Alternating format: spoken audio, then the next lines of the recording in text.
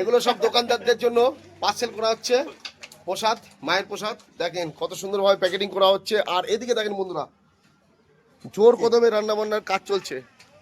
দারুণ দারুণ।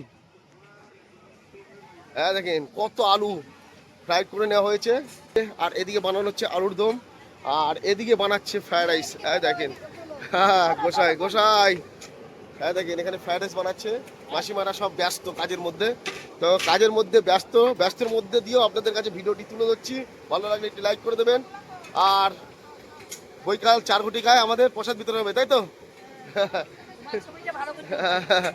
দেখেন চলছে জোর কদমে রান্না বান্নার কাজ। আর এখানে আলুর দম বানানো হচ্ছে, আলুর দম আর ফ্রাইড রাইস। দেখেন কত কিছু আনা হয়েছে এখানে, মশলাপাতি কত মশলাপাতি দেখেন এখানে, মশলাপাতি কত।